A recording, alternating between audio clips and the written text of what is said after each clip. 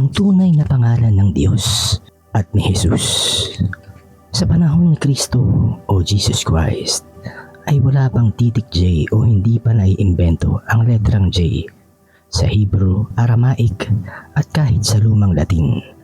Kaya ang pangalang Jesus ay modernong anyo na lang na lumabas noong taong 1500s pataas hanggang sa kasalukuyan.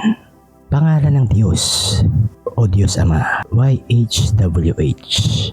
Sa lumang tipan ang pangalan ng Diyos ay YHWH, tinatawag na Tetragrammaton. Ang problema, hindi alam ang eksaktong ancient pronunciation dahil hindi isinusulat ng mga Hudyo ang vowels noon. May tatlong pinakakilalang rekonstruksyon. Yahweh, pinakamaaaring tama ayon sa karamihan ng biblical scholars. Batay sa mga sinaunang dokumento, early church fathers at grammar ng ancient Hebrew, madalas natanggap ng scholars bilang pinakamalapit sa orihinal na pronunciation. Yahovah, Jehovah, mali ang pinagmulan.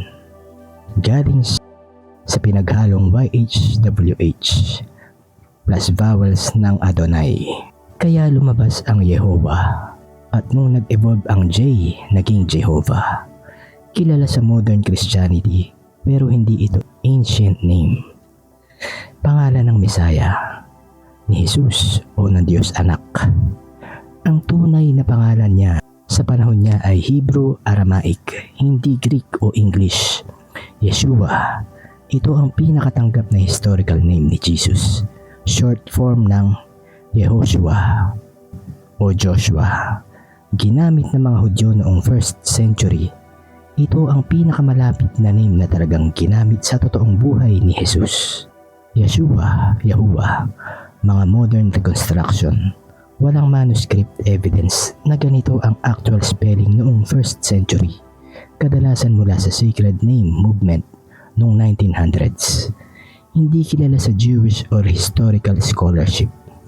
Sa summary, ang pinakasimple, pangalan ng Diyos, YHWH, Yahweh, pinaka-supported historically, Jehovah, Yahovah, modern invention, pangalan ng Messiah o ni Jesus Christ, Yeshua, ito ang tunay na pangalan niya noong nabubuhay siya, Jesus, modern translation, Greek, Latin, English, Yeshua, Yahuwah, walang ancient evidence.